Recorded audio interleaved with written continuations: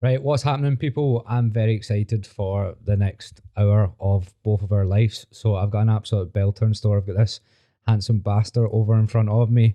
So Aaron, I usually do the intro for you, right? Because I don't know. See about you. Have you ever like went on a podcast and like, right, just tell me about yourself, and it's fucking well awkward. And you're like, I'm a PT. I'm a PT. But it's, well, to be fair, if you do it plenty of times, you get pretty rehearsed at it. But I still wouldn't know what, I still don't know what to say, to be honest. I still stumble at fuck. So right, I'm gonna do yours.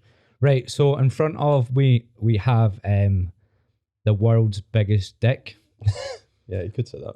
Probably not literally. I'd imagine. I've probably said it the most times now. I'd imagine it's literally tiny. The actual dick. Well, I might have to start getting naked on the porn star couch soon. Anyway. Yeah.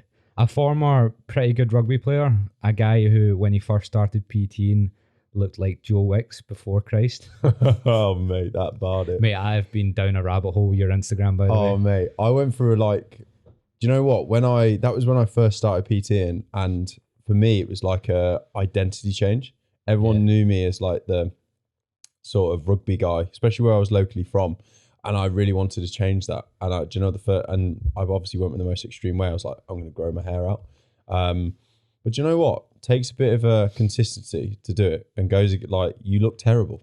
Mate, so I've done the exact same thing. Have you seen pictures of me? No. We look quite similar, except I'm like half the size of you. Right, it is like, because I started running, so I looked like, I don't know, like Mo Farah. Like I look so skinny. The thing for me is I trimmed the back. I made the biggest error ever, and I trimmed it because it was getting mental, and I trimmed the back, and then it turned into like a little bob. So it didn't suit you at all. I generally looked like horrendous. Yeah, I've got pictures of it, and I then put them next to the pictures of me, and it just looks as if we both went through like a midlife crisis. Neither of mine's, mate, quarter-life crisis. I never got to the length around the back and sides. Right. So mine's was just Kept like the top this. knot. No, well, the back and because it basically started doing it because you couldn't get your hair cut in lockdown. Yeah. So I'd had a skin fade, so the top was like now well long, and then I just didn't have the back and side. So I used to put the top up, and then like the sides would go over my ears. I think you always go. Do you know what? I think at the time, like Aquaman just came out, and I was like, do you know what? I could be Jason Momoa. Don't get me started on Avengers, mate. Yeah, it's not. That's DC. Get it right. Honestly, same shit. No, I love it. But anyway, like it's amazing how seeing people who look good with haircuts like makes you want to be that, like almost be like them. And I definitely, for me, long hair was sort of in. I'd never done it before, and do you know what? I was like, I think I could rock it, but really, I couldn't because I had a massive forehead and still do. I don't know what my problem was with it, but it didn't suit me at all. I looked horrific, like really, really bad. For the first 2 or 3 months, I done like social media with the hair like that, and see, as soon as I got a haircut, my business went so much better. Mate, honestly, with mine, literally took off as soon as I got a skin fade. It took off. I still get a couple of comments from people like, "Where's the long hair, bro?" Like, and I'm like, bro, like, I was so. My business completely changed when I got a haircut. Like, it's amazing how much visuals make a difference, no matter what you say. Like, people don't like to say it, but if you are a bit more attractive, you are a bit better looking, people will watch you more. It's good to get it out of the way, isn't it, though? Because I always had in my head, here, I'd be fucking well good looking with long hair, and then I'd done it and realised. Yeah, it's almost like one of the things, you need to try it. You need to try it to believe it. And as soon as you try it and then cut your hair, you're like, right, you were always better when you got short hair. For sure. Right. How are we doing in general? How are you? Slightly burnt out. Yeah, definitely burnt out really. Yeah. A little bit. Last couple of weeks have been a bit tough because I just haven't had enough break. Basically just had a couple of surgeries 3 months ago, sort of recovering from those. And yeah, I've been working a shit ton because this year has been going really well. And when it's going well, you don't want to freaking stop, do you? Especially when you're like self-employed, you just want to keep the ball rolling. And yeah, last couple of weeks has been a little bit tough. My brain's definitely telling me that it just needs a break. So are you going to take a break? Because this is a conversation I have with PTs. Because I know you're here, obviously, right? And we are not going to do much, but you've got holidays coming up. Are you actually going to do less work? Yeah. 100%. But are you going to do less? Because that's what you need to do, isn't it? Yeah, it is, mate. Like, it's nice. I enjoy my job. I love my job. Like, and I love doing it. And yeah, your body just eventually gets to the point where it's telling you not. And, I definitely need a break. I just haven't had, I don't know why this year. Normally I go on way more holidays, but I just haven't been on actually a full week off since I think last last year, like Yeah. last August. So yeah, it's going to be really enjoyable. And when I did need you to do start it. feel like you were getting burnt out and stuff as well? Just hit you when you Yeah. when you start getting. We're not going to go. I told you this before. We're not going to go in depth about like No, burnout and yeah, stuff. no, it's fine. Or, I like, don't even mind any- if we do. For me, I don't really get ill, so I don't get like your typical tonsillitis, like you're a bit like you're a bit knackered, your body's telling you not. I eat pretty well. I've always been pretty healthy. I've never struggled with that illness.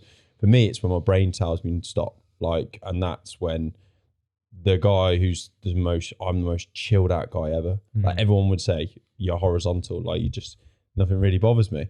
But then when things start to bother me, and I start to get like even a little bit of anxiety and things like that, that's when I need to stop. That's when you can't focus and stuff like when that. I can't focus, when I'm like moody to the people that I shouldn't be moody to, that's when I know I've got to sort it out. And So we had coffee for an hour there, and I hate that's an awkward amount of time to do before a podcast. yeah, So every time you went to keep speaking or like bring something up, I'd just start like looking at the sky or something. 'Cause I hate that because there's stuff you want to talk about on the podcast. yeah, and you then don't want to repeat just- the conversation. You just yeah. rims it, and you can never repeat a natural conversation. So I'm so surprised you never said anything to me about the fact that I had 2 bags. So I know. done something fucking nuts the other day. Right. Well, actually, the last 2 days. Go on. I booked a steel container Airbnb in the middle of nowhere. Like just by myself. Why? What? A steel container? Yeah, so I just stayed in it was like on a farm. So I've literally just Is it came like from was it like a Zen 2 days I for the came brain? from it this morning Wow. to meet you here. You are. I just wanted to go away and not really work and not do the same shit. Just get out of my head for 2 days. Yeah. Not like that I we really all need needed it. We all need but it. I though, wanted to like- get ideas down for what I want to do with business and stuff, and see if I just sat in my house, I would just do the same work that I always Yeah. do. Like I would just make a reel and reply to clients. I wouldn't do it. So I was like, I'm gonna go somewhere. But mate, I can't drive. So Yeah, you need to learn how to drive. My test is in 5 I'm not weeks. getting an Uber again. Like the service, honestly, that I give this man when he comes and sees me down in Rugby, right? By the way, that is a place, not just a game. Is I generally pick him up everywhere. I drive him around. Albeit, yeah, I don't mind. Got an electric car. Fuel don't cost as much as it's costing everyone nowadays, but the service is top quality. I'll come here. Oh, Aaron, get an Uber. Get an Uber. Oh, okay. I'm here All getting a- right, no problem. I'll just meet you at the coffee shop there, mate. Yeah, classic. So I looked up how to get to it. So it's literally on a farm. I had to go to Stirling, and then it was like get a bus here, and then it was like a 35-minute walk. What I didn't realise is the 35-minute walk was down like a back road, country road, like that Nice. with loads of wines. And I had 4 bags with me. So I had those 2 bags now, 2 bags worth of food because I'm on the fucking bulk and I was terrified that I wasn't going to have calories. So I had like 1 kilo of granola and all this I don't just think in I could case. do it on my own though. Like the thing is, I'm such an extrovert, and such a bit of a social, just a bit of a socialite. So mad though. I know you are as well, which is why I'm surprised. Like you go on your own. Like we all need our own time. I don't have a missus, mate. You do. Yeah, that's true. That does. I'm make not a going to get my difference. dad to come with me. Yeah, Dad. Or Just fancy coming and sitting on my lap, like please. one of my mates, do you want to go to a steel container in the middle of nowhere for 2 Yeah, days? fair enough. I think for me, so in 2 weeks' time, I'm going down to Newquay, Cornwall, right? And honestly, it is the place every year I go for a week with my family, and it's such a good reflection period for me. Doing jobs and doing the job that we do to get like we do that's so similar. Well, the same job. I think it's so easy to get stuck in your world, and like every year I go down there and it just hits the spot for me. Like I've been surfing since I was like high, like 5. And I love going. Can you actually do that? Yeah. I need, mate. The problem is so funny now is, if you look to the board that I started with, it's like 5'10" and skinny as. Yeah. Like I need such a much bigger board now because obviously being a bit heavy, but I love it. Like it's just so great. I've tried it twice. I haven't rode one wave.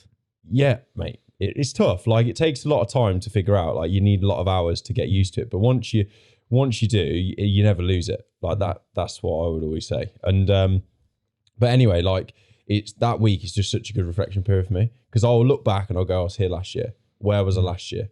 I've come a fucking long way. If I'm here next year, I'm going back up to that. Mate, Just having I a had reflection the best period. 2 days of my life. But this is what I'm saying. Like, and it's such a good reflection period for me. And you just look back and go, God, I've come a long way. I need to I need to be a bit easier on myself. But then at the same time, it's brilliant because, for me, I'm not the sort of person that can just sit still all the time.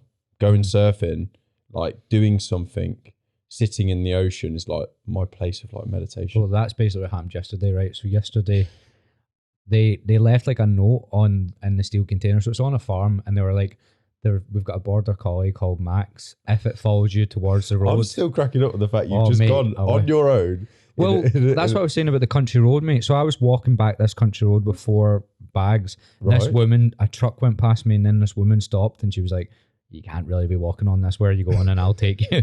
And I was like, I'm a city boy. Sorry. Just randomly. What did you do on your weekend? Wow, during the week. Did I just got picked up in this country? So she just took me there, and she was like, you're obviously not from here. And I was like, no, that is gold. And so yesterday, right? Yeah. So this note said about the dogs. So I knew there was a dog there, and I love dogs, but I'm also, I'm quite scared. See, if I seen a dog on its own, didn't see it with an owner, I can be quite scared. I got bit really badly when I was younger, so if I don't know the dog, I can get scared. Well, you like Murphy, my dog. I love your dog. But you were hesitant in when you first started, because if it runs at me, I'm like, shit. I've been bit before, I don't want it to happen again. Yeah. Anyway, came out the steel container, right, and to the right was their house, and the dog was sitting there, and it was like an orange border collie, like a ginger one. You know, you can get the ginger ones with the different coloured eyes. So it seen me, and it didn't know who I was at the start. And then I got out the container, it barked and started running at me. I ran back in the container and locked up. I'm in here for the next 4 days now. I'm scared shitless. But then it was outside the door, and I just opened the door, and it was looking at me, and I put my hand out. Yeah. And then it came up and licked my hand, and I was like, oh, we're good to go. And then I clapped it. It took me like a walk around the farm. Yeah. So I started throwing a ball with it, and then it just like ran away, and I was like, oh, fuck, where's this going? I've lost the dog already, the owners. It took me down a stream. Like the dog literally took me down a stream. Yeah.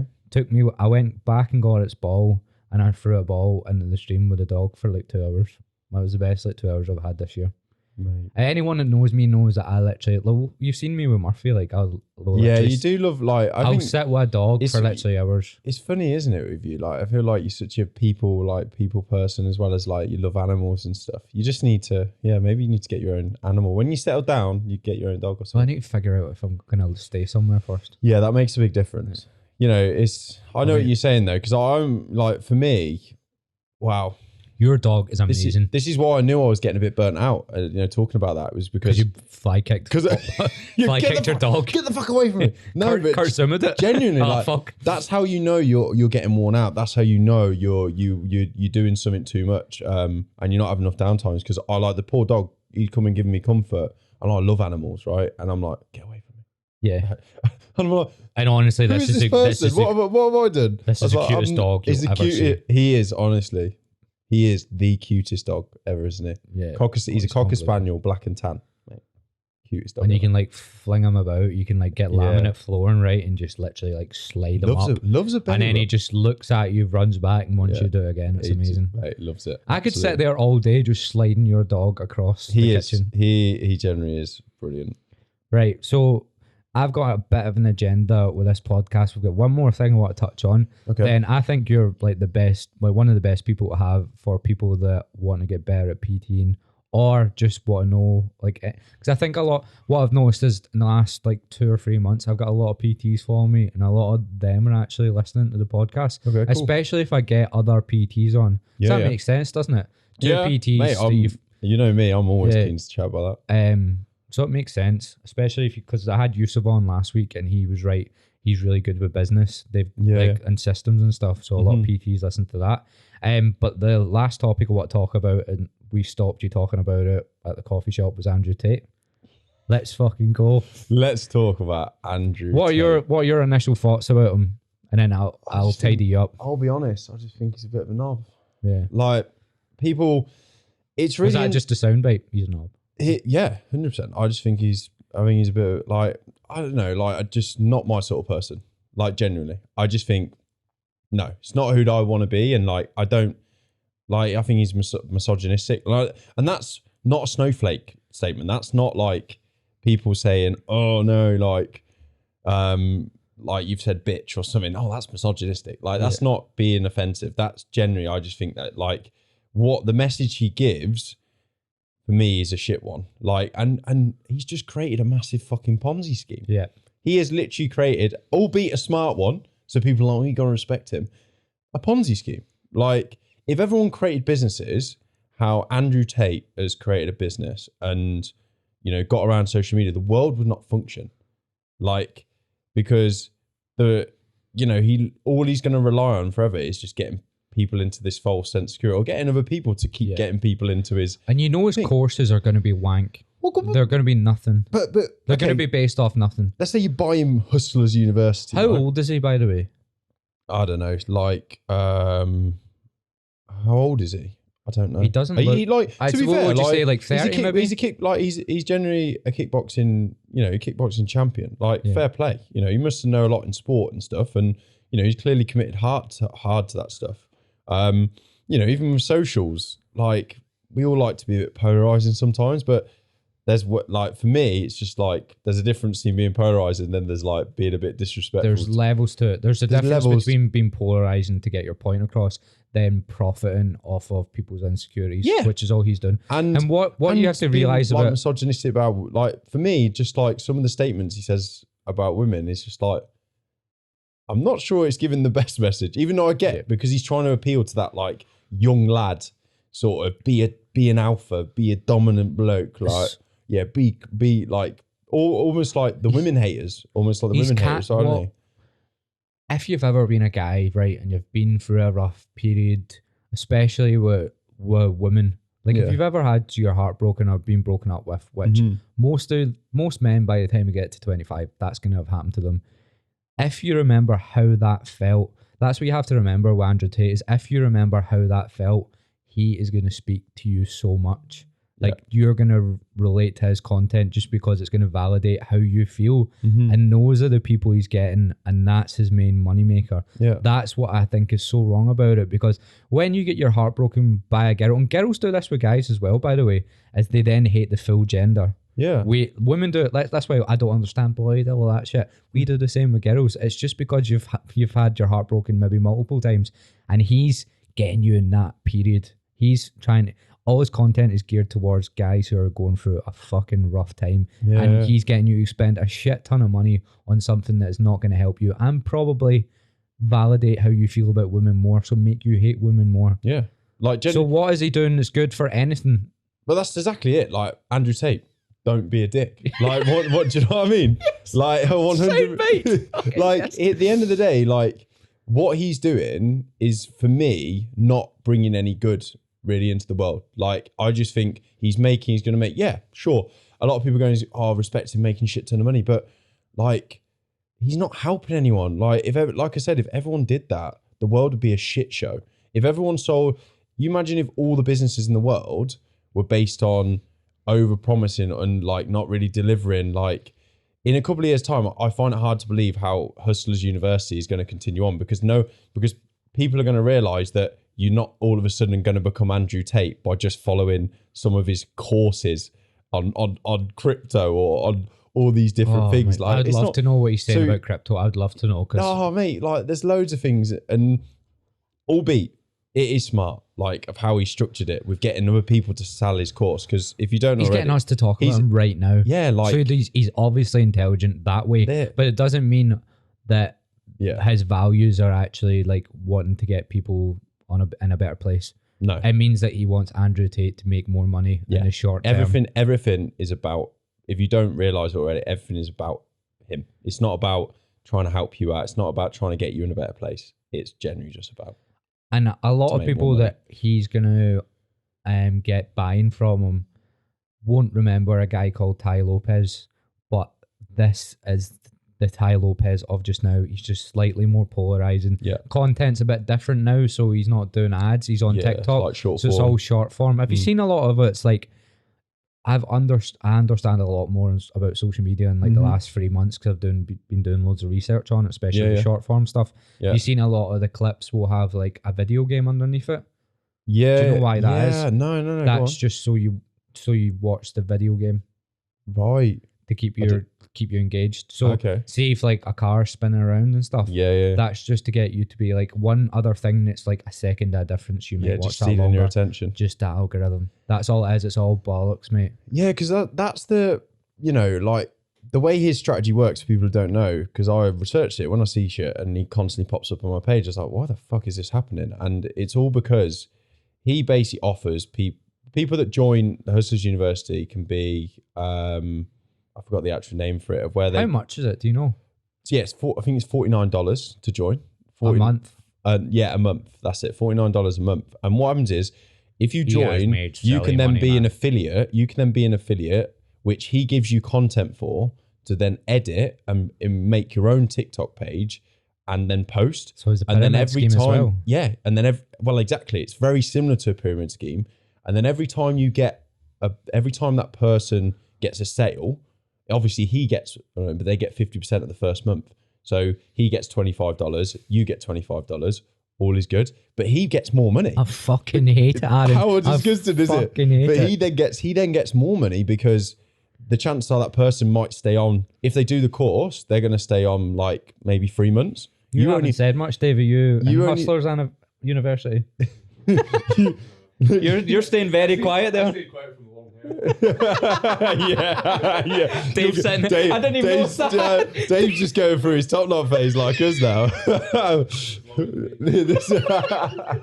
But then, yeah, so and this is what I'm saying. He's just literally getting people to be his minions. Like, yeah, because albeit it's easy money for people, like they get a few sales on TikTok now, which by the way, you can get millions of views, which is why it's clever, you know, and that's where people are like, I've got to respect it. But for me, I don't see when people are saying they've got to respect it, right? The only standpoint they're coming from is I respect he's making a lot of money. Yeah.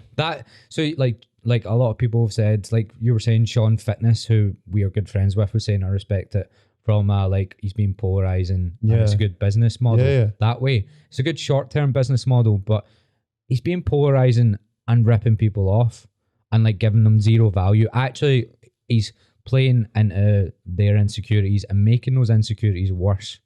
Yeah, it's 100 exactly that. Like you look at a long-term business model, you look at businesses that do so well, you know, like just look at the big ones. Amazon, Apple, right?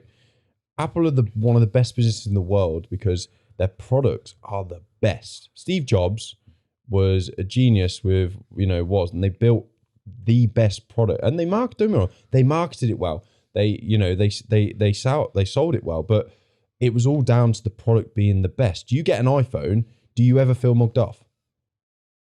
No, of course you don't. Because I bet when someone steals it and you have to buy another one, mate. I bet when someone steals it on holiday, I feel like a massive mug then. I'd be pissed. £1,200, you're talking to the wrong guy right now. I'd be pissed. But like, you don't. It's brilliant. It's better than anything that you've got and it delivers exactly what you want.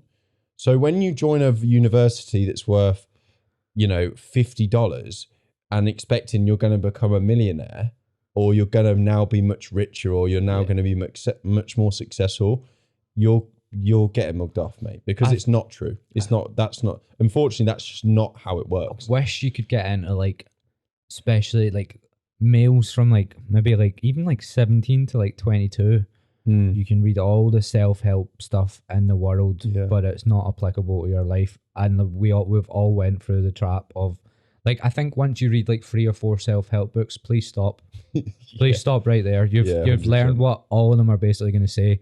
And like when you join these things, mate. So Ty Lopez, right? Ty Lopez used to be on every single YouTube ad and he would have like a Lamborghini in the background that he rented basically. And he rented like millionaire houses. Do you remember Ty Lopez? Properly? No, to be honest, I can't know. See, I'm 2 years older than you. Them 2 years, mate. It makes a difference, mate. Actually, it does.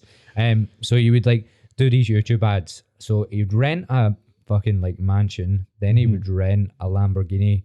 And have you never heard anyone take the piss out of it? He's like, oh, I can't do an American accent, right? So you're gonna have to listen to whatever the fuck's gonna come out of my mouth.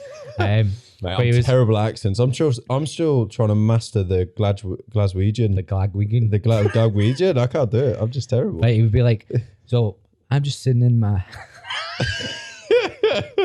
I can't.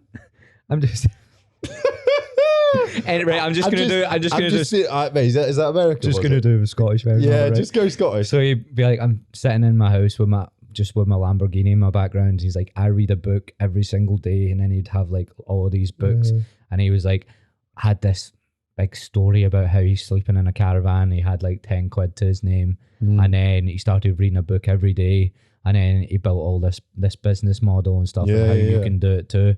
And then it's hustle porn. Like that is just hustle porn, isn't it? It's like this. It's like exactly everything you want to hear in one video. You want to see the visual aspect of the car. Yeah. You want to hear the story about that's gonna pull on your strings of how you are. You've got no money because I had no money. Same shit. Makes me cringe. Yeah. It like makes you feel uncomfortable, man. And I literally remember he would do like these live lessons, and he would just like sit with a whiteboard.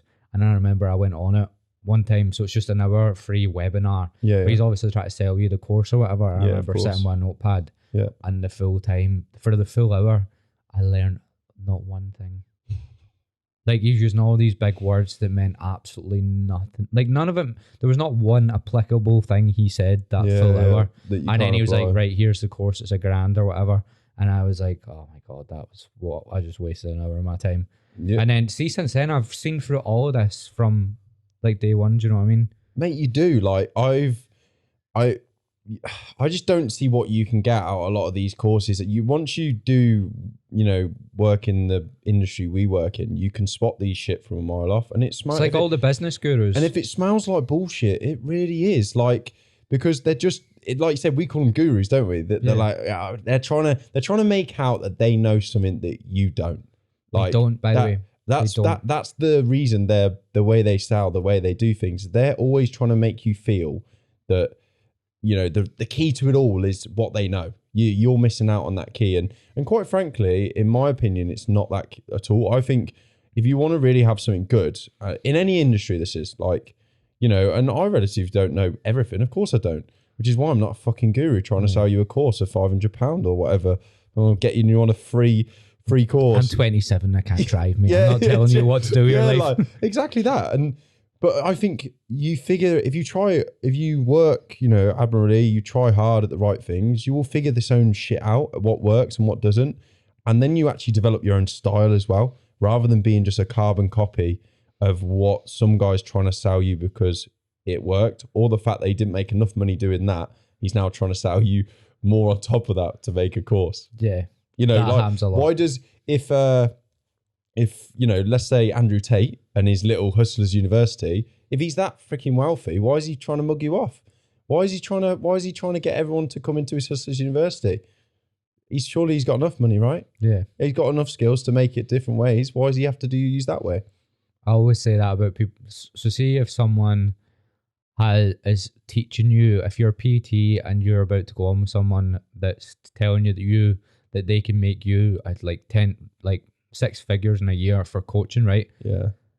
And they've not been doing coaching that long, or they haven't been doing it before. Why do you think they're selling you how to do it? Because if they had a coaching business teaching like people that was making 5 figures a month, why the fuck would they be doing that? Why wouldn't they be doing that? Yeah, that's pretty good income, mate. Why would they move from that? Yeah, that's exactly it. Like with our industry, it's the gurus trying to say get you 10k months. All they talk about that's the old main 10k, one. the old 10k months, and it's like the only reason they're trying to do that is because they really don't know how to coach. Like and they've probably learned, and what they've done is they've brought into someone else's previously pyramid scheme or whatever, and they tried to do it and it didn't last long because they went too hard on the sales. They didn't really focus on the product. They didn't give a good service. Get better. People didn't say they didn't get better. So what they did is go, I made a lot of money in my first month when I was selling to the low hanging grapes, as you could say. All right. And then what happened was, it didn't last very long. So now I'm trying to think, how can I make that same money again? Do you know what? I need to try and sell to PTs. Yeah. I need to try and sell to the businessmen. And it's fucking madness. And then they do the same thing, play on PTs' insecurities of not making as much money as they want, feeling burnt out, all the problems we go through. Yeah. They just do the exact same thing, sales around that, then teach you to do that with people that are overweight, really insecure with themselves, Yeah. get you to play on their insecurities, and then Absolutely. make money off of them. It's just toxic fucking And none of business. it's good service. All of it's just like money going between different places without ever getting better. Mate, at what you're absolutely. doing. And to be honest, there might be a few people hearing and like going, oh no, you guys are just hating on these people. You know, they're doing really well. Here's why you don't want to do it that way, in my opinion. And you could be like, Aaron, you're completely fucking wrong. But here's why. Because if you look at any other business, the best businesses that have done well in the long term, not made 10K a month and, you know, they've done really well in a short space of time, made a bit of money. I'm talking like been around for years, delivered constantly, is because they don't have to then continue selling. They don't have to then continue sales scripting people, like making them feel guilty, pushing on pressure points to just make some money. What they do is they're focusing more about actually just helping people. And then people come to them.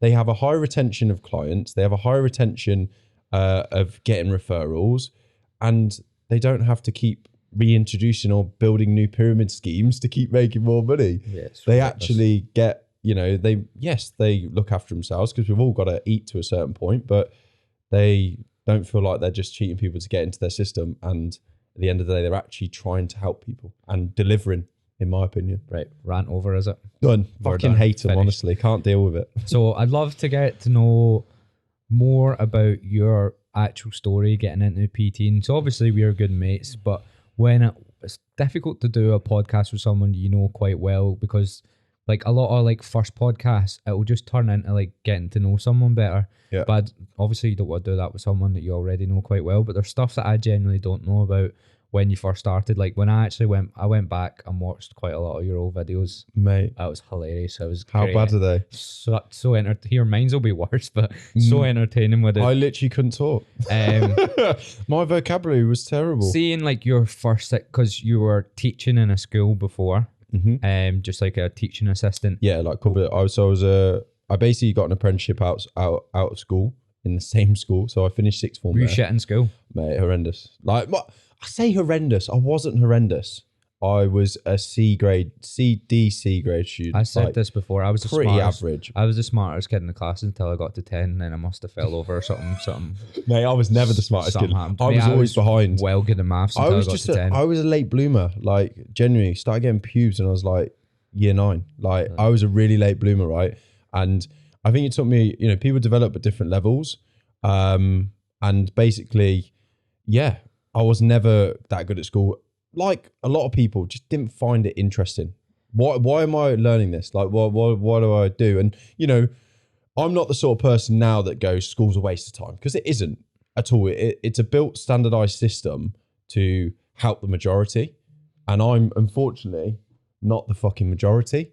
And Stick on Do Not Disturb or something. yeah, bear with me. That's right. I think with school as well, because you're intelligent, you can pick things up quite quickly, but I'd imagine if you're not interested in something, you find it really difficult. You're just texting your bird back. I'm trying to, where's Do Not Disturb? But flick it down. Yeah. Jesus Christ. Where's that? Flick it down, Yeah. and then the little looks like a moon. I haven't got that. Oh my God, mate. Are you actually going to have to? Oh, get I me your phone? have. It's on. There you go. Have you never used that? No. Life changer. I Get need it to on. fucking sort that out. So yeah, mate, exactly that. Like, you look at me now, and some people come Look to at me now. No, some people do. They come to me and they're like, and I don't want to feel like I'm, you know, it's coming from the most humble place ever. Is people generally are like, yo, you pick up things pretty quickly. You know some shit, and I'm like, yeah. Like in school though, I was the complete opposite. Absolute jock. Like if you were in America, you'd be like, you're a jock. Like you just play sport all day. You get Chad. There's not a Chad. There's not a lot going up on there. And you know, people always ask me this, and they go, "Were you popular in school?" And you feel weird when you go, "Yeah."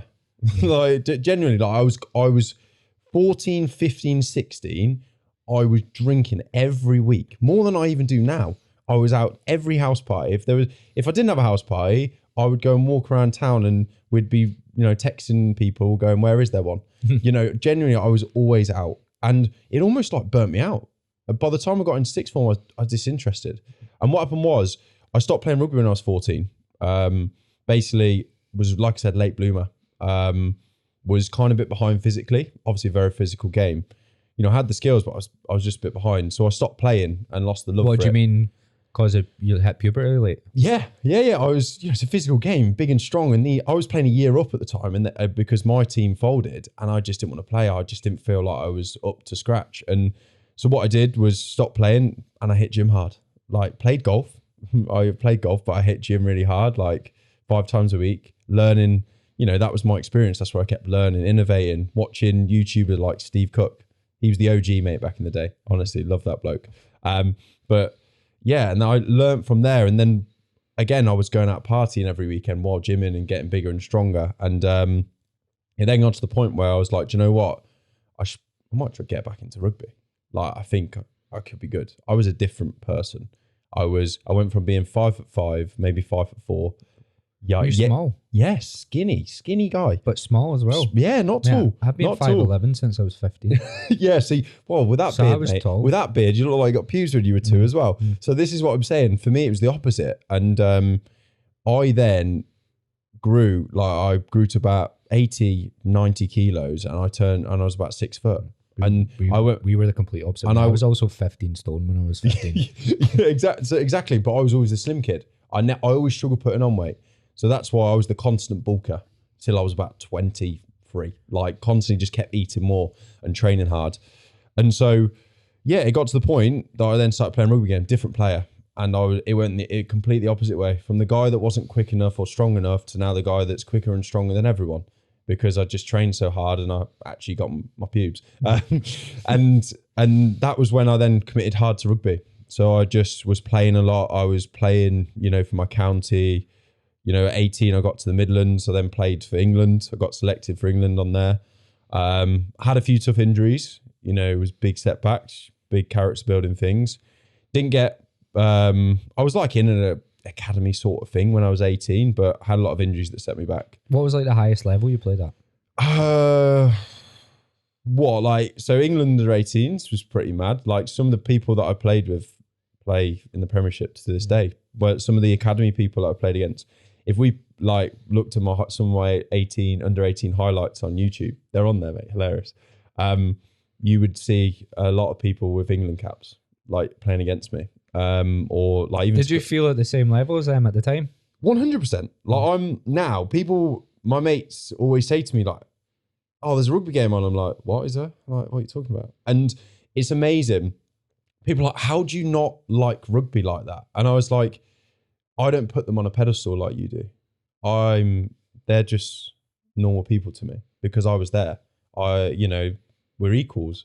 I know that I could have been there just as much as them, and they probably maybe got the better brush of the, whatever you want to call it, to get there in a way. I get you. Sport is like that. You've got to take your times, and almost a bit of luck comes with it. I was quite really unfortunate with injuries. It is luck. Because injuries, it's such a short career. Yeah. So it's massively luck. You just need to play a good game in front of the right person, and it might lead you off. And I think a lot to do with football and rugby, a lot of it will, like, if you have a good coach, that'll help you so much as well. Yeah. Like a good coach and a good mentor.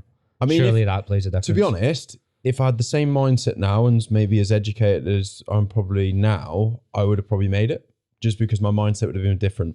But to be honest, I was in the gym more than I was on the field practicing.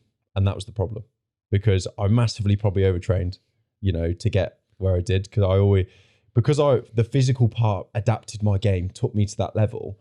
I always believed that was the thing that was going to then push me, when actually I'd got big enough. I was already the big guy on the field that was, big and strong with the carries and stuff and tackles. I needed to just then adapt my skills a bit further. And I didn't do that. And if I probably spent less time in the gym and probably spent more time in the field just practicing, I'd have probably had less injuries and probably been a bit better. I wonder how many but that's hindsight. Oh yeah, I wonder how many people get to like between 25 and 30 that were really, really talented in either football, rugby or whatever. Yeah. I bet you every single one of them say I wish, because you get that opportunity so young. You're so stupid when you're like 16, 17. Yeah. Like you're an idiot. Know anything. So like I bet I'd say a lot of people are like, oh, I wish I just had my brain when I was like 28. Of course you do. But at the same time now, I don't regret any of it at all. Like, I'm so happy doing what I'm doing. And, I've got a much longer career doing what I'm doing. Like the problem with rugby, it's not like football. I know I played like third tier equivalent in New Zealand as well. you know, and I'm getting £100 pound, £200 a get like the game. I mean, that's not even enough to fucking get you by nowadays with inflation, is it? So I used to do a lot of work when I was doing freestyle with guys that done one-on-one coaching, but they were all kind of failed footballers, like maybe played for like SPL teams but had an injury or something. So they'd all played professional football. One of them became an agent, and I like remember speaking to him, and I listened to a podcast he done. There's no money in football if you don't make it. Like, see if you play. No, but at least in football, like let's say it's a championship equivalent. I've got a good mate who played in the championship for 2 years, right? You play in the championship in football, you're on 100 plus. You're on you're on a grand, $2,000 a week. I mean, say if you're playing in that championship team, but you're like, you haven't broke into the team yet. Right. Do you know what I mean? So you can still be playing for a good team, but see if you're not actually playing. Yeah. So there's like building up to the academy or like in their second team. But so there's loads of people that just miss it and are skin and then leave at like 22 with no experience in anything, and they've just missed the money. But that's the same with rugby, but you're actually in the team. Like, so my mate's on like in the championship, he's on like 50 grand a year. 15 grand a year. That's imagine that. Like you have to, so you're playing professional rugby. You're playing something where you go on a field and get into equivalent of like 5 car crashes in like a space of an hour and a half on the impact on your body. Like you can't walk the next day. Yeah. Your body's broken. You know, you look at where I just had 2 surgeries. They're all from rugby. My shoulders are fucked because you use them as battering rams, right? And what'd you get from it? 15 grand a year, mate. Just like whoa, like so, and you think about all that energy. You have a limited amount of energy. Doing a job on the side. A lot of, unless you're Premiership and full time or top Championship teams, and the team's got money to pay you, you will be doing another job. You will be doing, you know, a lot of them. There's a lot of semi-pro going on where you do and like you'll be doing another job, and it can pay. You know, my brother still plays semi-professional, and he'll train Tuesday, Thursday, and play on Saturdays. But he does a full-time job.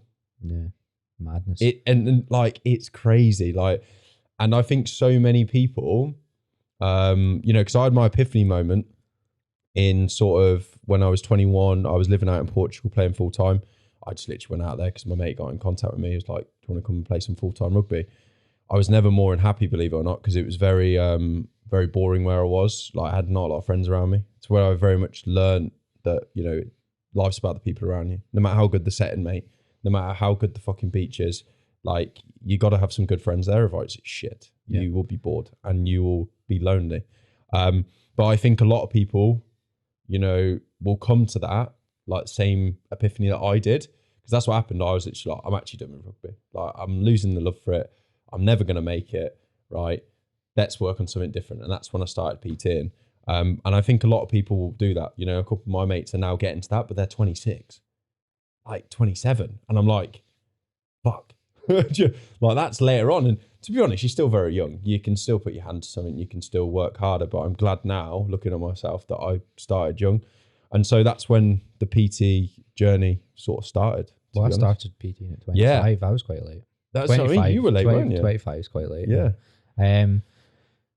Yeah, so I think it'd be very good to understand what your actual journey's been like PTing. So you're like 3 years in it now. So this is the part where I think it'd be interesting for anyone starting a business, especially like with social media. There's such a good opportunity for service-based businesses, like any kind of coaching. So my mate has literally just lost his job 2 or 3 weeks ago, the one I was with in Spain.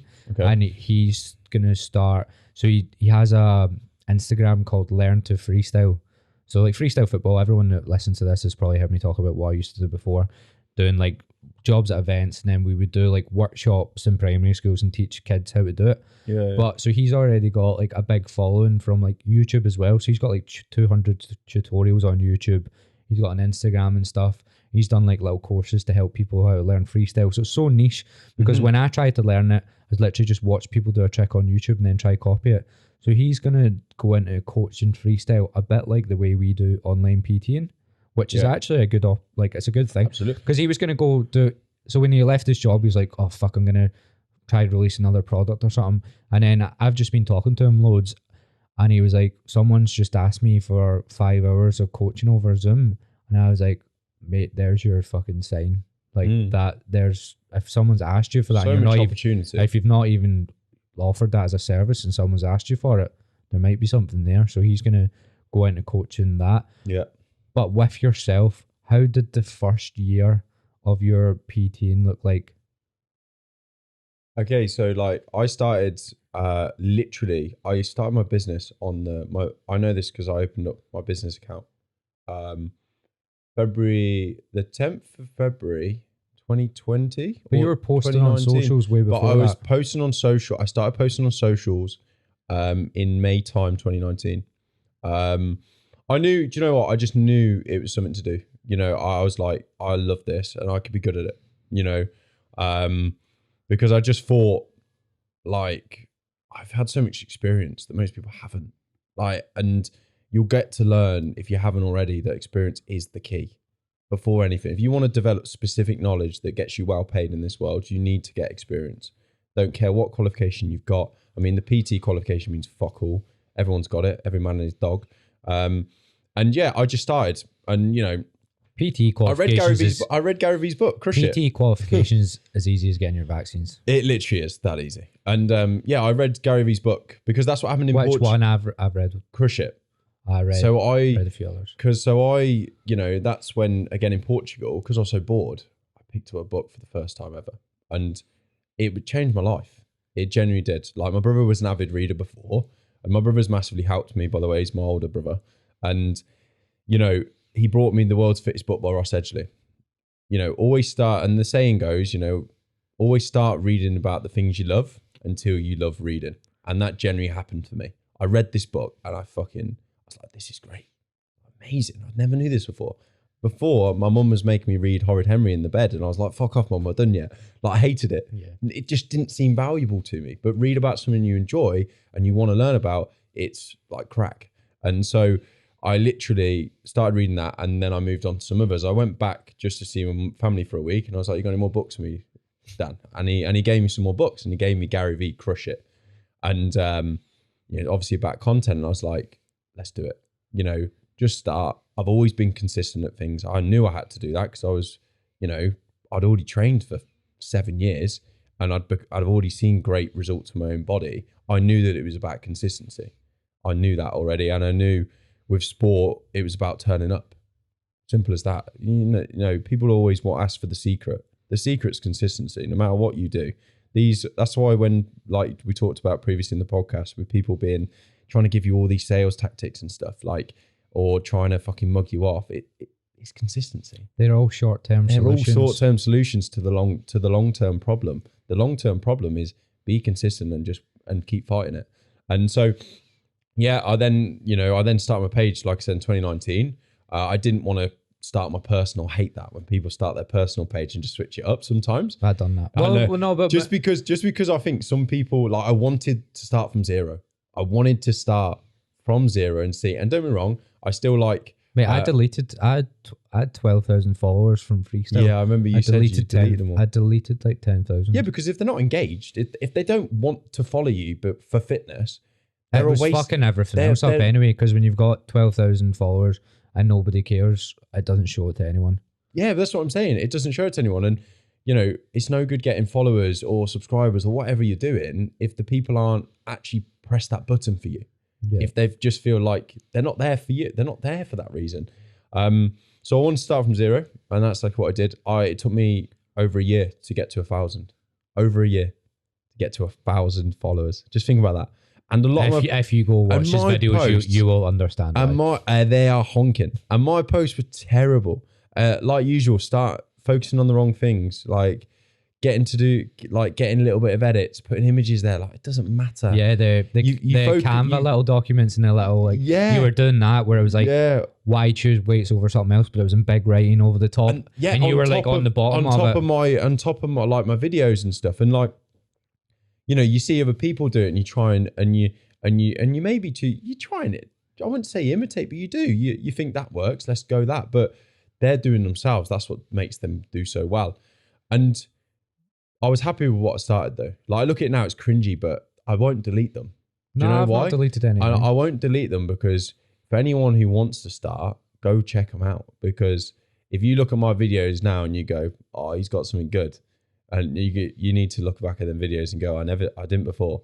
you know, it's taken me years to figure it out. And, you know, yeah, I was on Instagram for ages, not doing that well. But I done a video like not doing that well. One of my like really. third videos was me just saying all the different calories and different pints. Yeah, like I just me just going Stella 242. You do anything, don't you? Like I made so many videos of like just talking about supplements, talking about things that people just think people don't give a fuck. They don't give a fuck about, but you just talk. You get in that zone at the start, but it takes you. I wouldn't have got to the place I am now without doing that. Like every day was a learning curve. And see, when you started, big learning curve. Did you feel like, because so my very first client was called Tom, right? And he was someone that I knew. And to this day, I've never got someone in better shape, but he had ridiculous genetics. Like he just took to lifting like a champion. Do you know what I mean? See, within 3 months, he had like a lockdown bod. And then within 3 months, he'd like, say he could bench like 40 kilos when he started. He was already benching like 73 months in from never touching a weight, which is ridiculous. And then that's 3 months. Then he was like squatting like near 100 within a few months as well. And like his body was just changing every week. And I was just like, I'm going to be the best coach in the world. I was like, I'm actually you do have people like that though. Like people don't understand. Like some people just literally, they grip to weight training like nothing, and they get amazing, but like they get amazing training. Did you feel like because you had got yourself in better shape that you maybe like were like, I can help anyone? No, and not at all actually. So you know, this is funny enough, I started Instagram like we just talked about, and yeah, going back to that, like I just worked on, and then TikTok came on, and I figured out this short form, and I moved towards form because I feel like talking about nutrition for me or talking about fat loss for me, I can't relate. I've never been massively overweight. I know how to get shredded. I know how to it's different though. Adjust my nutrition, but it's different. Getting shredded and losing. It's a different mindset. It's a different way of doing it. And it's not, being honest, it's not the people that I want to work with. For me, the way I teach how to get in shape is get good at lifting. The reason why so many people aren't in gyms training is because they don't know how to do it. And guess what? When you don't know how to do it, you can't enjoy it. We enjoy things we're good at, so we have to get good at them. And that's why I'm massively tailored towards the form side of things, and will continue to, because that's what I believe is my why. Like that's what I want to push, because I so much believe that we can all diet, we can all lose tremendous amounts of weight, but what's going to make the difference whether we stay there, whether we actually get a body that looks good, not just drops on the scale, is dependent on the fact that we do exercise, that one gets to the results, and the fact that we enjoy it. And in order for us to enjoy it, we need to understand it, and we need to be fucking good at it. And you know, the mindset of just going in the gym and just being like a hamster on a wheel and just doing your bit, that ain't gonna last. It doesn't. It never will. Because you can't see progress doing that. No, of course you don't. And if you look in the mirror every day, you're gonna feel like shit. If you're just gonna judge yourself every day, you'll feel like shit. But if you go in the gym and focus on lifting a heavier weight or doing more pull-ups or doing more push-ups, you are going to feel the best feeling you've ever had. That's the difference. Lifting will give you so many different metrics to measure progress of. Yeah. So if you just go with weight loss, all you've got is a scale and how you look, which is two very toxic things already. Whereas if you go with lifting, you then have like, or you might like, there's differences in the mirror straight away, because you might not be like fat loss. You might be, oh, like I can actually see a little bit of a bump there. Yeah. And then you've also got your form. If your form gets better, you might go, oh, I'm actually grasping how hip hinge here and a Romanian deadlift. I couldn't do that before. Yeah. Then your mobility might get better. You might like pick your kid up. Noticing around the house. Pick your kid up and you go, 100%. Fuck, I couldn't lift my kid like that. I couldn't bend down. I couldn't do these things with the kids. And then you've also got just the actual weight on the bar. I'm actually stronger here. Yeah. So you've got so many different metrics to measure your success off. And if you're not progressing at something, you're probably going to stop doing it, because you'll be like, what's the point? Absolutely. Like we only have so much motivation. Like we've got to, and the things that give us more motivation is results, is seeing things change, is getting better. And you know, exactly what you said there, if we get to people to be honest as well, people don't really give a fuck about weight. Like people just connect it so much to being in shape. What people want to do is they want to be strong, they want to be muscular, they want to be lean. That's like, I'm not saying that, and that's not me saying every person on the earth, but the majority of people do. You know, they might say, actually, I just want to lose a bit of weight. But no, really, they actually just want to be lean and look good in a shirt. Yeah. And what makes them look good in a shirt isn't dropping just 20 Or even they pounds. just want to be able to be comfortable. Yeah, comfortable or feeling able. The feeling of being able, the feeling of being able to go and, you know, run if you want to or lift something if you want to. That's the most like freedom fulfilling thing you'll ever do. And for me, that's why I push that. And, you know, going back to where I started, massive deviation there. Gone down an absolute tunnel. But yeah, when I started I started content because I knew I always wanted to build a brand. I knew I always wanted to build a message. And I knew in order for make a business successful in 2020 as it was, or 2019, that's what I needed to do. But I started. So how did you get on? No, because your content was obviously it was obviously dying on its arse. Horrendous. So were you getting any clients from it, or where were you getting your clients from? So this is what I was going to say. I started face to face. In your garage. Basically got my PT qualification. You know, and I was like, right, I'm going to have a qualification soon. What am I going to do? I was looking at starting. I worked at a sports centre just 13 and a half hours a week because I needed money to tick me over. I didn't care if it wasn't a lot of money. You know, I was living at home. I didn't need a lot. I knew enough to make sure you could live. I knew that I wanted the other time to push my business. That's what I needed. You know, I make money there, get full time, simple. So basically could have worked at the gym, but actually I ended up saying to my parents, I was in a fortunate position. I was like, your double garage is fucking just storing shit. It's storing shit. And, you know, I was very fortunate. They were like, yeah, use it, go for it. And that's exactly what I did. So actually interested in this. How did you go about setting that garage up? So I've been in your garage. So yeah. What did that look like before? Because this is also something that I want to maybe do it in the future. Because like you are in a good position in terms of like where your garage is just so good for making videos in. Mate, like it's I'm class. So fortunate. You don't understand how fortunate and how much. So I maybe want to do that in the future. Matters. So how did you go about? So I actually started training 2 friends. I still actually. But how did you get it out? Did you spend like? I actually trained my first client now, and it was like half a garage at the start off because I had. And this is where I probably missed out a bit of information. My dad, when I was 14, 15, on a Christmas, brought me Olympic bar. Why do English people put an R in bought? Why do you do that? What? In what? You said brought me. Do you mean bought you? Brought me. Bought. Bought. I bought. I don't know. Why do you do that? Brought. I don't know. Maybe that's my bad English. I don't know. A lot of Southern English put an R in front of, like when you say bought. Mate, I literally don't know. Right, anyway. Like you bought you. He bought. Yeah, I brought it. Anyway, so I'm lost now. But yeah, literally completely gone. Yeah, so what happened was my dad at 14, 15 brought me an Olympic bar, a rack. It had like a little lat pull down pulley on it, had like a little bit of a leg extension, like a bit of a multi-gym, but it was good. And I learned all my stuff through there. So that was half of the garage. There was shit everywhere though. It was manic. And I still had that piece of kit. And I started training from like some friends just in there. And I was like, right, if I want to do this properly, I need to convert this into a proper gym. And so, as you said, how did I do that? So I took a $3,000 loan off my parents. Oh, I thought you were going to say off the bank there. No, off the bank. Massive interest rate. I was like, don't be doing that. Exactly. Fortunate. Very, again, you know, I'm not one of them people that sits here and goes, you know, I did all myself. I pulled it out of the ground. You know, I am a man-made man. No. Listen, that's why my dad would have laughed in my face. Exactly. No one's a man-made man. Like, you've got to have relative luck. Like, and yeah, I worked hard. Yeah, I put myself in the position to, you know, succeed. But I was fortunate. My parents gave me a $3,000 loan. They were like, here's $3,000. What did you buy with that? Buy some equipment. So I brought, I've got a wall-mounted rack. I brought, so what else did I buy? A plyometric box, a bench, what else? An air bike. First piece of naughty kit, an air bike.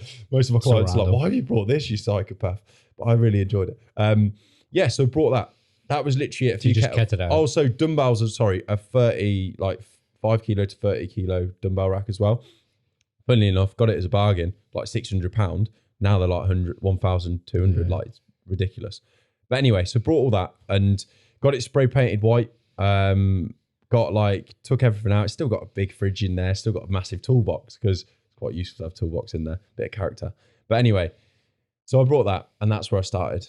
And I was getting clients from just talking to people, but social media in the local area. What do you mean talking to people though? Because you were in a garage, you weren't in the gym talking to people on the floor. No, but just going out to? and around, like people. I'm a PT. No, like this is where I always laugh. Like now, and even one of my clients is a dentist, and I said to him, you know, he to be fair, he's probably got plenty of clients anyway because he works at a decent practice. But I said to him, I was like, just create a page. Don't even post content. Do you know why? Because guess what? People who didn't know that's what you did now do. And that's what you don't understand at the start. Even if you just create a page, people realize that that's what you're doing. Yeah, okay. And people who like you now will then use you, especially while you're early up and you're not charging a bit cheaper. Yeah. They'll like it. And that was it. How much were you charging at the start for face-to-face? Mates, charging at the start. Literally. I love this because you'll go through prices and stuff. Yeah, 20. So I was charging, I think I might have started like below £20 an hour. Like I knew business strategy wise, I was like, I always say it to this day when people on my story on Instagram ask me like, what do you do? And I always say to people like, let them taste the wine before they buy it. You go to any top restaurant, £100 bottle of wine, right? You think you ain't fucking tasting it before you buy it? Unless you're a baller, you are. I don't even have a pint. So can I have a sip of that? Never heard of that. But Give us a taste. On anything you try it, before you buy it because people want to know if it's good. Free session. Free tails, free trials. And that's exactly what I did. So I'd invite everyone in for just a free session because I knew already fitness and training in front of someone for a lot of people is uncomfortable. So I need to make it as low a barrier of entry as possible. Yeah. I need to make it feeling like they're getting something. Well, they are. They're getting an hour free session. So I'm already starting off this relationship by me giving for a start. Yeah. And amazing. Guess what? Even if they don't join me and the session's good, what do? I couldn't afford him, but guess what? He was actually really good. I enjoyed the session. How did you feel as a coach the first like maybe month of coaching? Did you feel like you didn't know what you were doing? Did you feel a bit like all over the place? Yeah, definitely like learned some things, but I actually felt pretty good. Like again, I'd done a lot of training. I'd worked under a lot of S&Cs. I've worked under a lot of physios because I was injured. I knew a lot about the anatomy, and I knew a lot of how the body worked. So, and through doing them free sessions and them early reps, I knew saying, I found my own ways of saying things, my own ways to communicate, my own analogies. And this is, again, the problem, I think, if people buy into business coaches or gurus and try and get things there too quickly, you lose all your originality. You lose all the branding and the thing that's going to make you special in the long term. And like one of my favorite ones was about warming up. That's why when I learned it, because I start off the initial session with warm, and I say, all warming up is about is imagine your body like a clock. Yeah, think of Big Ben. You've got these big, massive cogs that do a lot of the big work. Cogs. Big, massive cogs, mate. Cogs. All right. And they do a lot of the work. But then you've got these really small cogs that work overtime. And think about them like your stabilizers, your rotator cuffs, your glute med, all these muscles that make sure that them big muscles can do the job.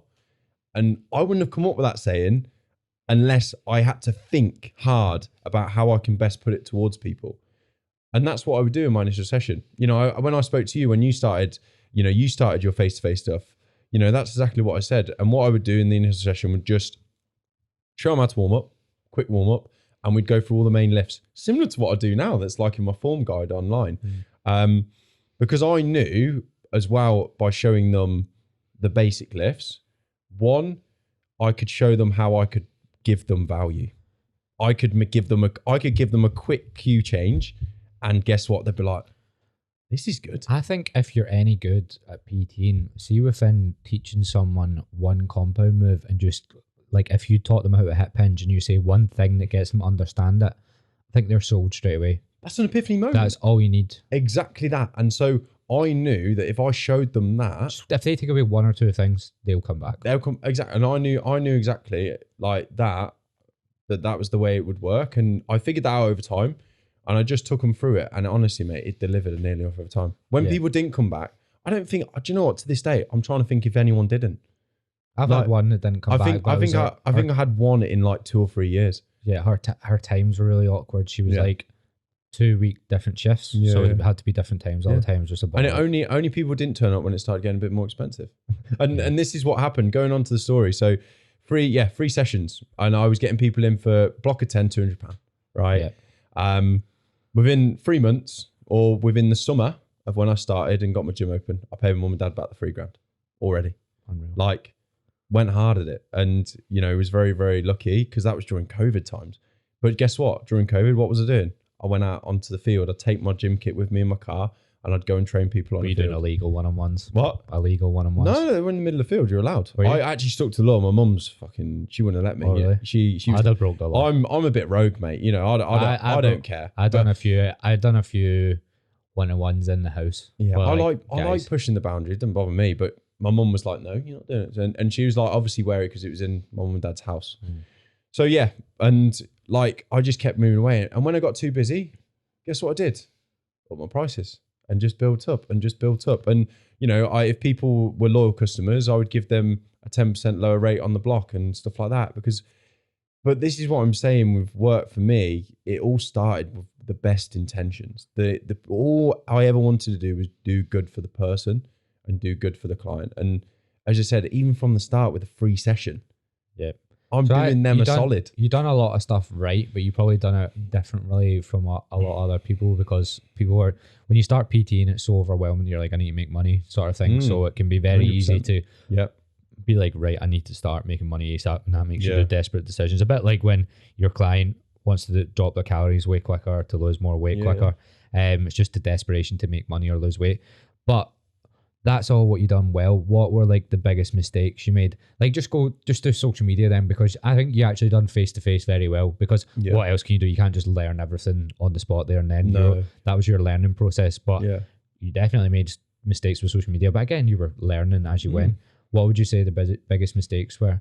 Because you spent a lot of time doing Instagram, and then it started getting better, and then it really done better. But it's that time is why now I think it's doing all right. Like, it's because I learned so much there, and some of the hard lessons I learned. Would you ever go back though and look at your content and go, this bit's shit, oh, I actually done quite well there, maybe I'll go down that route? Like, when did you find Don't Be a Dick?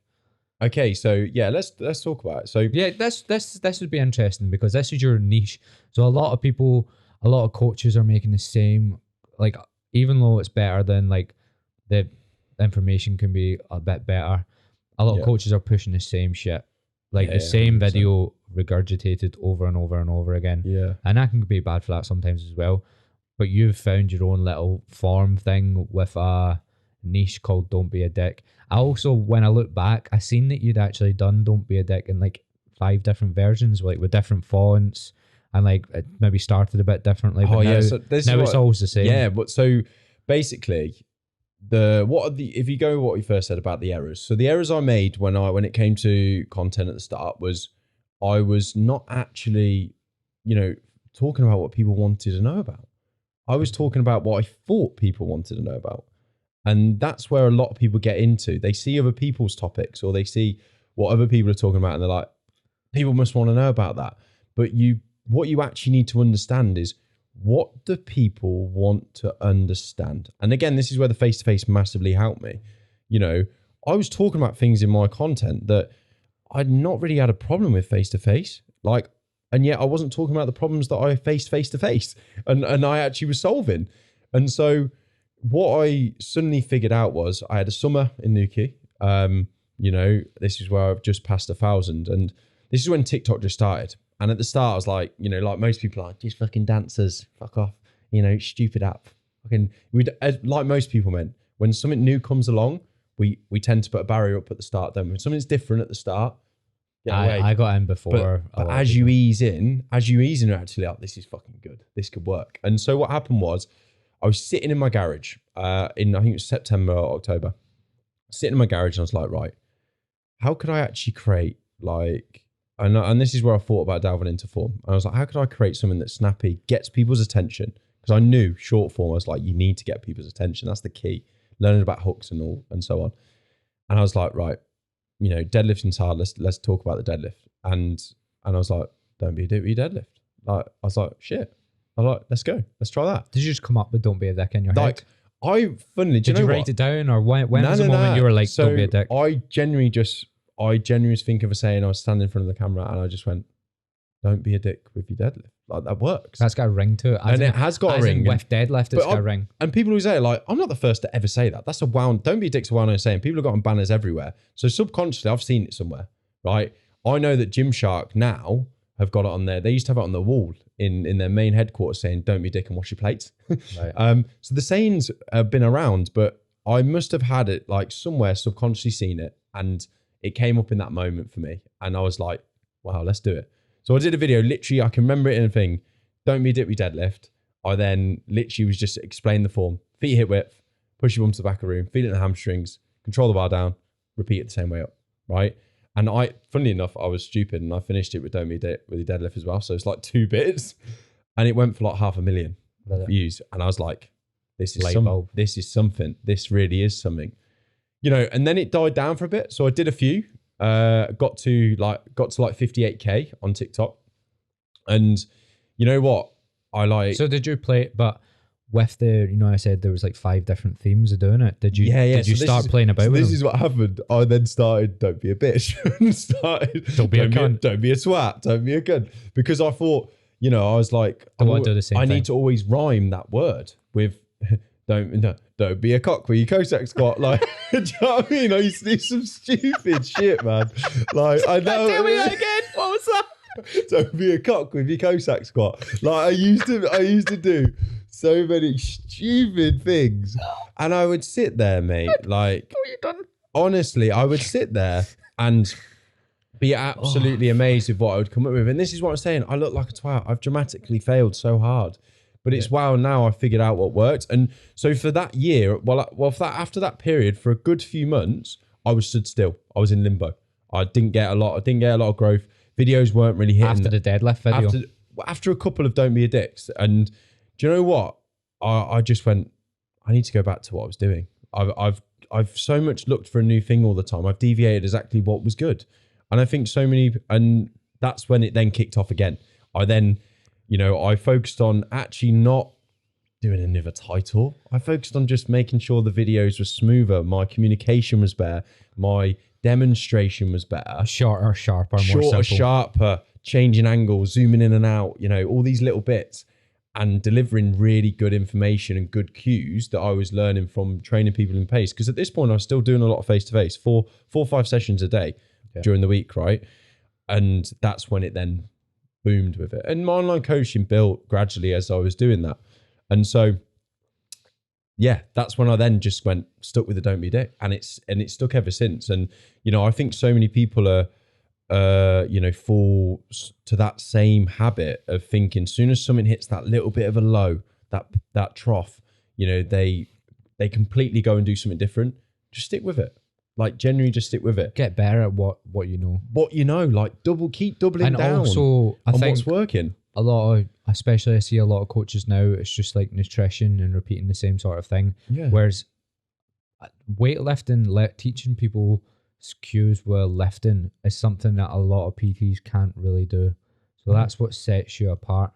Because, man, I watch PTs in the gym, and like I try not to watch PTs. It's like when you see comedians, or like when they watch another comedian, they find it very hard to just watch it. But like when I see a PT training someone, I find it very hard not to like watch and see, because to be honest, like you'll see someone like that's got a client and their form's not the best, but sometimes that's just because they're a beginner and they're actually like they're helping them. But then you can see that someone's been training with someone for 6 months and they just like literally count their reps and they're like, man, you know how to fix. Why don't you just fix it for them? When people come on with me and stuff and they're like, yeah, I've had a PT, I'm still checking your form because he's probably taught you some shit. Yeah. So if someone said, I'm just like, right, so at least you know how to go to the gym like 3 times a week. You've probably not got gym intimidation as much. But like, I'm still going to look at your form because there's a good chance he's gave you cues he's not gave you any cues. I'm saying he as well. But this is what I'm saying. Like, if there's a market for people coming and seeing you face to face and getting that value in person, why can't you help people? There must be a massive market for people online wanting to help with that regard. And I think with people with short form now, people think they need to talk about these nutrition all the time. And And I think nutrition's a very one-dimensional thing. I think in my it's I think there's a lot to do with lifestyle, but I think you can only talk about the principles so much. You know, you can only oversimplify something that's simple. And for me, bodies and exercise is complicated. It is. It's not simple, but you can simplify it. You can make it better. I see so many people. That's the way I looked at it. I see so many people banging on Instagram and TikTok with nutrition advice, and I done the same thing. And that you get to realize that audience that's going to follow you when you're only really given one or two of the same bits of advice, like mindset and nutrition, they're going to get bored of you, like that, because you've got nothing else to offer. Yeah. And you like that doesn't take long to learn.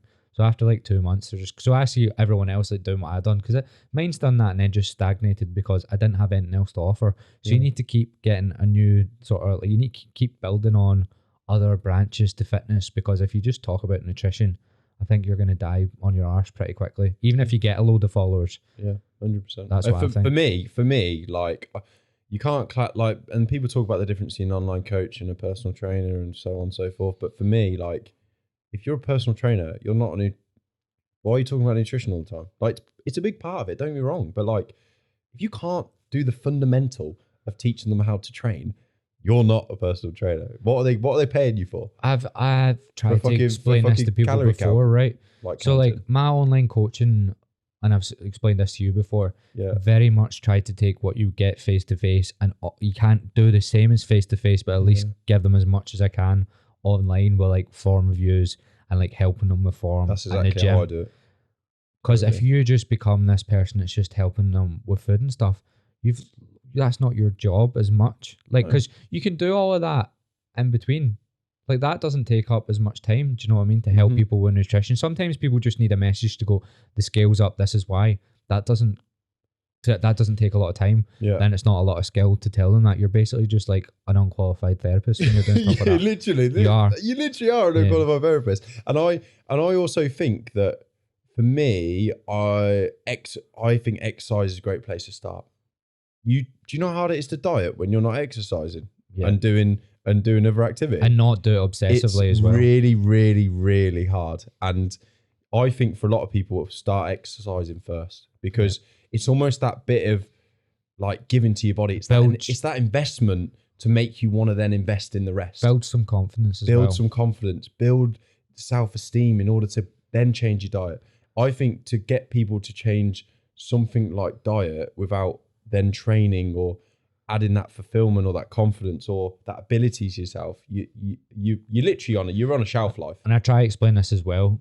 When you're a personal trainer, if you went to a personal trainer in the gym and they just went, right, so what was your scale weight this morning and how many calories you've been on this week, and didn't teach you any exercises, you'd be like, that's for your money back. You'd be like, fuck off, mate. That's for your money back. You'd be like, why is this just why am I not like learning how to squat or something? Exactly. So online it should be the same. You should be you can't give them the exact same thing, but you should be helping them lifting. 100%. It's harder to manage system wise, takes more time, but it's a way better service, and you're giving them what a personal trainer actually is. And in my opinion, you're actually helping people. You know, you're like talking about what we talked about at the start with, you know, schemes and shit. Like, you're actually delivering what you're advertising in the way that people are going to feel like they're learning, they're getting education from it. Right. So I've got, do you want to get that question box up and see if you want to find anything? I've got one that I think will take like 5 minutes to go through because it's a really good question. But here, I think that was all very good for people that are PTing. I think that's like great information, especially from yourself. You know, like I didn't want it to be too preachy, but I think your journey would help even. Yeah, at the end of the day, I'm not the finished product. You know, I'm still learning. I'm still learning tremendously, and I think if you just focus on experience and focus on just generally building your own skills and your own ways of doing things through the hours of doing it, you are going to get. Do you remember if there was any questions? Because what I'm going to do is I'm going to read this email out. I've got, honestly, but anything good that isn't just like a little bit tedious. Can you look at my deadlift, please? That's what yours are. Yeah, a lot of them are like, I like similar to what I told you earlier, guilty pleasures and things like that. Do you watch Marvel? Oh, you're obsessed with Marvel. I fucking love Marvel. Yeah. Anything you want to answer, because I've got an email and we can just finish off on that if you want. It's quite a good one. And it would segue from what we've just been talking about. Okay, let's just do the email. There's one saying, don't be a dick. Don't be a dick with your parents, girlfriend, relationships, basically. What's he mean? Like, with relationships in life, I'm guessing he's talking about. No idea. Right, I'll just read this email. I don't think we'll finish on this email, right? I'm qualified for that one. So this guy, he asked me like 4 times on question boxes, and then he sent me an email with a full story, and I actually wanted to answer it every time, so I'm going to give him... Like, give him his airtime. Come on, give him his airtime. Be nice to him. No, it was a good question, but you know the way with Q&A boxes, if we do a Q&A, you want to do half an hour and you're like, I can't do it anymore. Yeah. So he was like, is it realistic to start becoming a personal trainer part-time? I'm a full-time teacher. This is why it's good for you, because like to answer. I'm a full-time teacher. I'm wondering if I can use my evenings and weekends to help people. I've made a big life change in myself from personal fitness, physical and nutritional, and I've helped a couple of friends get in shape themselves and better in their health and body. And now I want to help others. I'd probably do a little bit in person and most online. Is this realistic, basically, is what he is saying. Okay, so talking about what I previously did in terms of being a cover supervisor or like in a school, like teaching side of things, that's a lot of work. Like teaching, because I was once thinking about being a teacher, funnily enough. And I loved coaching people. I love teaching. I think hence why I do my job. I love helping people. Reason why I hated teaching, kids like me in school don't value what you're teaching them. They don't realize it's important. They are rude. Like they're annoying. And because they're not almost it seems free to them, they don't value it. Where now someone can forced upon them as well. Can pay me and actually listen to what I say. Amazing. Yeah. So for me, that's where it was a bit of utopia personal training for me. But going on what he said there about doing it, the thing that I would say is teaching's hard as it is. There's a lot of commitment with there. I'd potentially look to, if you want to make a real commitment, I'd go part-time with teaching because you've got to invest. People don't understand that. And this is different. I'm not saying that you need to quit your job. No, because if you look at the most successful businessmen, entrepreneurs, right, and you read about them, Ben Francis was working at Domino's, mate, because Domino's is a very different job. No, exactly. It completely is. But he was never putting any pressure on his business because when you put money pressures on your business, you'll make shit decisions.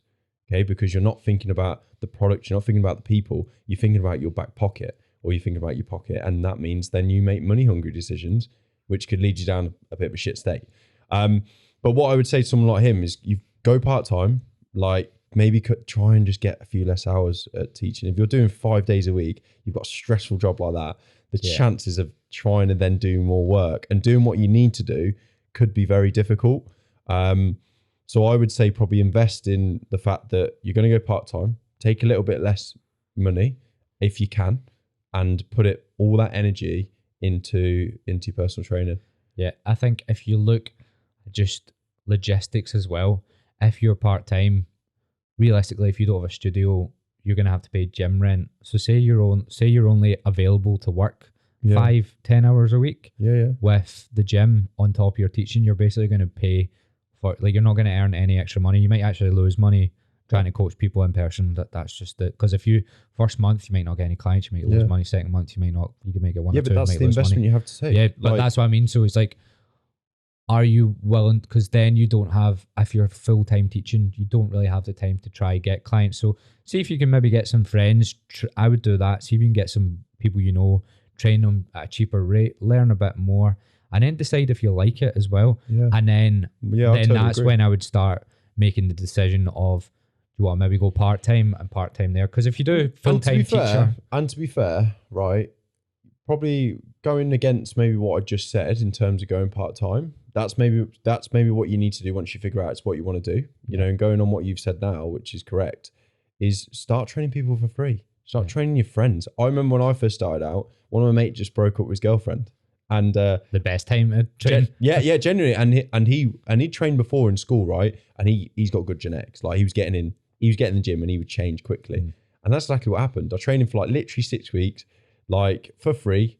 The gym kicked me out after because they were like, you're not allowed to do personal training here. It was fucking free, mate. Grow Yeah. up. And anyway, I trained him and I learned a lot from him. Again, built my knowledge up from that. And just by doing it with friends, it won't feel like work. Yeah. It'll feel good. It'll feel it won't be draining. He said he's already trained a few friends, to be fair. Exactly. But I don't know if he meant like online or what. Yeah, I'm not sure. Exactly. So you'll want to do it for free. You know, as soon as you get paid for something, I know this with rugby, it starts feeling less like joy sometimes. Yeah. Like that's one thing you've got to be really careful with. But yeah, I would say train friends. As soon as you feel like that's what you want to do, this is what I enjoy, this is what I want to be good at. Start looking at look how you can plan things around. You know, don't be afraid of making that investment in terms of going potentially. But and I'm saying maybe cutting down 4 days a week. I'm not saying like go 2.5. Yeah. I'm saying do it stage by stage. Make these baby steps that give you that extra bit of free time to then push towards PTing. And you know, I think so many people also come into the industry trying to charge too much. Yeah. Don't they? You're worth fuck all, mate. You're not a good coach yet. Especially at the start, I hate to break it to you. You're pretty shit. Yeah. I was shit. I wasn't good. And yet I thought I knew a lot more than, you know, most PTs did. I trained for years. But I still started at below £20 an hour. That like most people wouldn't get out of bed. And that's half the amount what I charge now. So you can see over a good couple of years how it can change, but you've got to start there. You've got to get the hours in to then build up to that point. I think the reason we've done free caveats is because the answer to can I be a part-time PT and be a full-time teacher and your part-time PT be like a side hustle to make sure you extra money, is that realistic? No, it's fucking not. No, it's not. You can't do both, because being a PT, even if it's part-time, you're thinking about getting clients, you're thinking about doing it and post a video, you're thinking about, oh, I need to plan my sessions for these clients. There's too much time in it, but you can make little adjustments to your life to maybe fit it in as you go. Yeah, you can't every 2 months be like, right, reassess. Because I hate them people that sit on a podcast and be like, quit your job, go and do something different, like this drastic change. And yeah, I totally agree with that. I think that you've just got to build it slowly. Dip your toe in, and then you've got to remember that you've only got a limited amount of energy, like a glass full. And if it overflows, you end up a bit like how I was talking about. I felt over the last couple of weeks with burnout. You can't function. Me and you, I've been doing it now over 2 years. You've been doing it 3 years. I've probably burned myself out like 6 times, and it's been an awful experience every time. So it's not worth it. If you're a teacher on top of that, chances are that's it's one of my soon-to-be sister-in-law is a teacher, you know, and one of my old clients is a teacher.